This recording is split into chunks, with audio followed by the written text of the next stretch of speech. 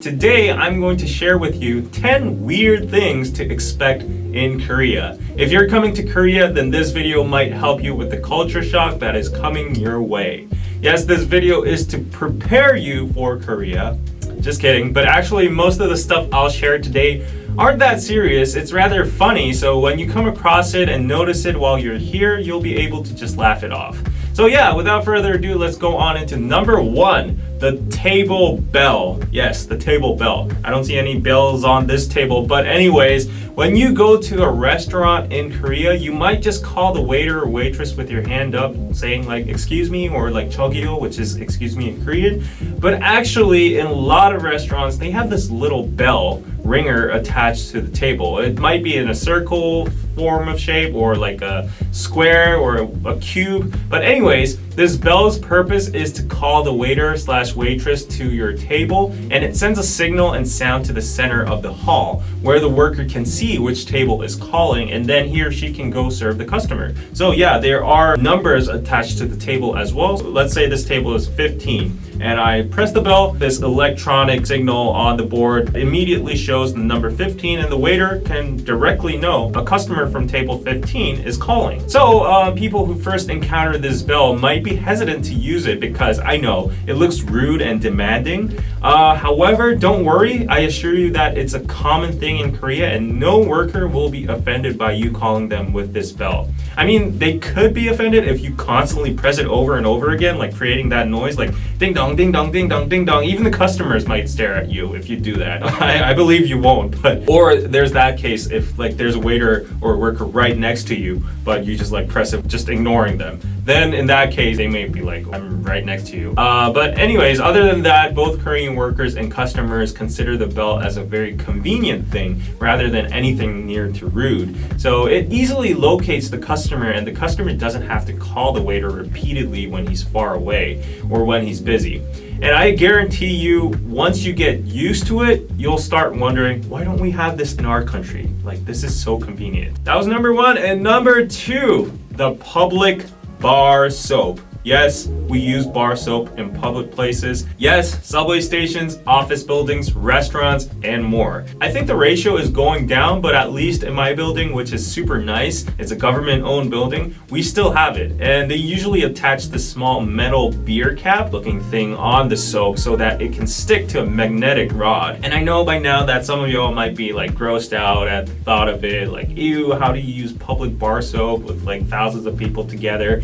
I understand because sometimes I am too. For example, when I see the soap is like already used a lot, when it's like very small, or it still has like water or bubbles on it, or it has like, you know, residue on it, I feel reluctant to use it myself. But still, I'll totally be honest, I don't know the science behind it. If you're an expert in bacteria or germs or whatever, please put a comment. But if you just think about it with common sense, even if the soap is used by a lot of people, and at the end, soap is soap and its function is to clean up stuff and, you know, get rid of bacteria. So I guess if you just wash off the soap with water and then use it, then won't it get rid of the germs anyway on your hand? I don't know. I don't think a lot of Koreans have a problem with public bar soap. Also, most of the time there's usually a liquid soap option next to it, so don't worry about that. Number three, the black long padding army. Okay, you might be wondering, what the hell? So many foreigners have constantly asked me several times, why do Koreans dress the same? Why do they have the same makeup, etc.? While these kind of questions might be generalization, well, there is an ounce of truth to that question since Koreans are extremely adaptive and sensitive towards trends. However, the epitome example for this would be during the winter season, I have to admit. And in the streets, I swear that you'll see maybe 7 out of 10 people wearing long black padded jackets. We call them paddings in short. It might even confuse you whether you're in Korea or Antarctica, like penguins walking around. Haha. This trend started maybe like a couple years ago. I can't really confirm the origin, but ever since there were reviews on how comfy, warm, and convenient these long paddings were, everyone just started to wear them. And I agree on the benefits of these long paddings because it just wraps around your whole body and it makes it extremely warm and cozy. Also, you don't need to worry about your style because it just covers up your whole body and everyone's wearing the same thing. It's just all black. And on top of that, it makes your body proportion look amazing because it covers up your short legs. A lot of Asians have short legs and they're not satisfied with their body proportion. So I think that's another aspect on why these black padded jackets are popular. And plus, going back to the style aspect, since everybody wears it around you, nobody judges you as a fashion terrorist. So you can wear it 24/7 during the winter. You literally need only one long padding and you're set for winter clothing. I think the color black is popular because it's just basic and doesn't stand out that much. However, these days I am seeing the designs and colors of these long paddings getting way diverse. I've seen like purple, pink, white. It's getting way diverse. And number 4, bumping isn't a big deal. Well, actually, go watch my video of weird impressions about America first, before or after you watch this video, because the thing I'm about to tell you is one of the exact opposites of what I mentioned about what I felt was weird in American culture, and also I assume in many other cultures as well. In Korea, if you bump into a person in the street, I mean as in like just slightly, like you just like you know, like that, or like you just like a slight shoulder bump, not like a full body slam or to the level of spilling coffee on the person or you just like sprawling on the floor, not that, just like a slight bump, okay? Usually people just shrug it off or go their own ways. They don't care to like stop and say like, I'm sorry. So some people might say sorry, some might just give you like a little nod or bow, or many will just look at you and not even bother to do anything. While I think this differs from person to person, all I want to say is you might experience this while you're here, and I just want to prevent you from thinking something like, oh, Korea is such a rude country. Oh, they're discriminating foreigners. They're so hostile towards foreigners. It's not anything like that. That's just the norm here. As a matter of fact, I think there will be even a better chance of people saying excuse me or sorry to you when they see you're a foreigner, because Koreans tend to be very polite to foreigners. But anyways, the point is there's a lot of bumping and brushing going around in Korea, especially in the subway or busy areas. People will bump into you so often that at one point you'll just become numb to it, just like all the other Koreans. But personally, I do think saying sorry or excuse me is better regardless of any culture. So it won't hurt even if you say that to a Korean person when you bump into them, like, I'm sorry, excuse me. But you don't have to be like, oh, I'm so sorry, oops, excuse me, every single time a person brushes by you on the subway, or when you're nearly suffocating on the bus. And number 5, speaking of subways and buses, dead silence in public transportation. A lot of my friends have told me this was a very awkward experience for them while they were in Korea. I've never thought about it myself, but yeah, once you get on the subway or bus in Korea, nobody really talks or makes any noise at all. It's like radio silence. Maybe there might be like some drunk people on Friday nights, or like there might be grandmas talking to each other, but yeah, people just like to keep silent. There isn't any small talk culture here. So strangers are just strangers. We don't say anything to each other. Even if you're with your friend, you would just tend to keep quiet, play with your phone, or talk very quietly, like whispering to each other. And if you start to speak too loud, some people might give you that stare. This culture has pros and cons, I think.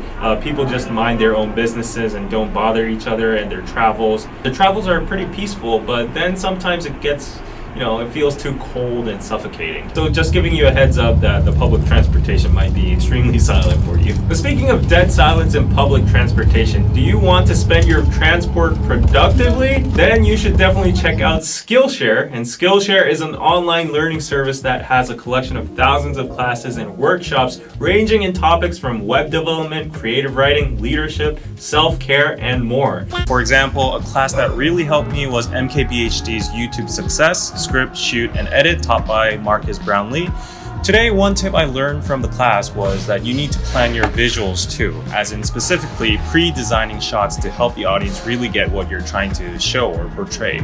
Skillshare is built in a way so that it's more of a learning community rather than a lecturing platform. So there are various interactable and customizable elements such as note-takings, adding to your calendar, save, share, review, and discuss. You can share your work, get inspired by others, make comments, and also receive feedback directly from the teacher.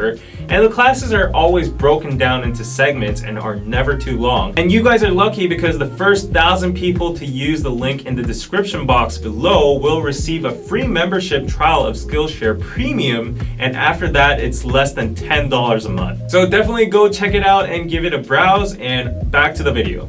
So number 6, the toilet paper on the table or the wall. So I think this is a thing that is slowly getting extinct, but still, if you go to like a couple of old restaurants or local ones, you might find toilet paper on the tables. Sometimes it's attached on the wall. As a Korean myself, I never found this that weird, but yeah, apparently a lot of foreigners get grossed out of this experience from what I've heard. If it's not like a Western cuisine or a fancy place, most of the Korean restaurants won't have those like thick napkins, and I reckon it's because they're expensive, but rather they'll have either very thin napkins or toilet paper. And honestly, I prefer toilet paper because they're thicker than those like very thin napkins. But anyways, I don't know. Maybe people are just grossed out because it's recycled paper or because of the thought that it is what you actually use to wipe your butt. But to me, it's just like, I'm just gonna quickly wipe my lips and throw it away. And the paper wasn't even used in the bathroom. So yeah, it was on the table ever since. So what's the big deal? But yeah, expect to see this in some restaurants in Korea. I hope you don't get grossed out. And number 7, middle-aged woman riding electric carts. Okay, so this is a unique scene you'll see in any alley or residence area of Korea. You'll see these usually middle-aged women wearing yellow uniforms and a cap, riding an electric cart that's also yellow, by the way. And these people are called the Yakult Ajumma, which translates into yogurt lady or Yakult lady. If you know what Yakult is, it's like a liquid form of yogurt. Interestingly enough, Korea has a daily subscription model for yogurt where the yogurt ladies deliver drinking yogurt daily to your doorstep in bags. The company Korean Yakult has made these specific carts for these ladies because they need to cover wide grounds and ranges for delivery, and also the yogurt needs to be contained in a fridge-like environment. It needs to stay cool. It's actually very thoughtful and brilliant marketing in my opinion, since it's so unique. Unfortunately, as delivery services from online retail stores or supermarkets have been becoming popular, the number of these ladies have been decreasing. I'm not really sure, but I personally haven't seen them that much around these days. Anyways, when you get to spot them, consider yourself lucky, or you can even like stop them and buy a yogurt on the spot. Yeah, they actually do sell yogurt on the spot, so try that. And number 8, no bed.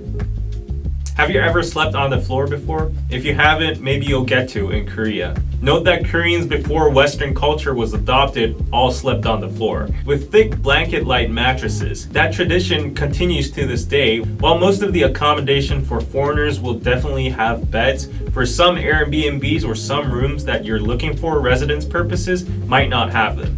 And you'll be like, what the fuck? Where am I supposed to sleep? Well, the answer is simple. There will be a mattress folded somewhere in the closet or something, and you just pull that on the floor and you're all set. Personally, while I sleep on a bed most of the times at my house, I have no problem at all sleeping on rock solid flat floors as well. The flatness actually kind of helps with my back problems. My back is in a very curved and bad shape due to my posture at my desk. And also, usually Korean floors have a function called ondol, or let's say floor boilers, where the floor itself heats up. And believe me, it's the best feeling to feel the heat with your whole body lying on the floor. By any chance, if you want to deliberately experience this, I recommend going to hanok stay, a traditional Korean house stay, where they will have no beds for sure. And yeah, you can heat up your body with those floor boilers, ondol. That's just amazing. Number 9, you are 1 to 2 years older than your actual age. It's called Korean age. Korean age is a really complicated and messy concept in my opinion. I don't know why we still use it, but yeah, it definitely exists. Actually, everyone uses it. Since Koreans like to ask age, as a matter of fact, it will be among the first 5 questions they ask you, yeah, to get the hierarchy straight. But anyways, the probability of you getting confused with age in a conversation with a Korean is very high. So for example, I would normally say that I am 30 years old right now. I was born in 1992, but it's 2021, so doesn't that make me 28 years old or something? 29? I don't know. I'm confused myself. It's because of Korean age. Anyways, in Korean age, the moment you are born, you are considered 1 year old. Also, when the year passes, as in like 2020 December 31st to 2021 January 1st, you become 1 year older again. Thus, a person could be 1 to 2 years older than their actual international age. And the funny thing is, this Korean age doesn't even have any legal effectiveness at all. We use 만나이, which is basically the equivalent to international age for official documents and all sorts of stuff. And also, it's known that nobody really knows the actual origin of where this concept came from. Some propose that Koreans just thought that the year a baby is in their mother's womb is also countable as age, like life. And some say that us eating a specific dish called 떡국, rice cake soup, during the New Year or Lunar New Year makes us older ritually. Anyways, it is really confusing to me as well. I have to present my age to Koreans and foreigners on a daily basis, and I freeze every time. And the other person's like, dude, why don't you even know your age? Why do you have to take a moment to think about your age? And number 10, designated seats for men and women. Okay, before we go on, this one might be controversial since gender conflicts are at an all-time high in the Korean society, but I can't deny that this does reflect reality in some sort of way. So if you go to restaurants, there will usually be a cushioned seat, like with a cushioned back and like comfy cushion to sit on. And on the opposite side of that, there will usually be a chair seat with a normal wooden chair. And 99% of the time, you'll see the woman sitting on the cushioned seat and men sitting on the chair seat. Again, I'm not trying to start anything like of a gender war here. It's just a pure observation. You can go to any restaurant and try observing it yourself. I myself think it's basic manner to yield the more comfortable seat to a woman. Many Korean men think of it as chivalry as well, which often extends to buying the whole meal too. But of course, there is controversy because some men complain that they sometimes want to enjoy their meal in a comfy seat too when they're tired and all. Basically, yeah, if you go to a restaurant, you'll see this sight. And yeah, I guess if this becomes like an unspoken rule and pressure upon men, then I guess it is problematic. But I think there would be no crooked girlfriend or woman out there that would refuse to yield the seat to her boyfriend or a dude who politely asked, like, could I sit there? But then again, I guess it could be seen as a turn-off moment if you were supposedly like on a blind date and the dude just sits there without like insisting it to the woman. I would assume it's just like this all over the world, but I've only been to so many places, so tell me how it's like in your country. So yeah, that was it for 10 weird things to expect in Korea. Hope you enjoyed and got yourself an airbag for your upcoming culture shock in Korea. Don't forget to subscribe. Also share some weird experiences you had while you were in Korea in the comment section. And don't forget to check out Skillshare and get that discount for premium. And I will see you guys next time. Bye bye.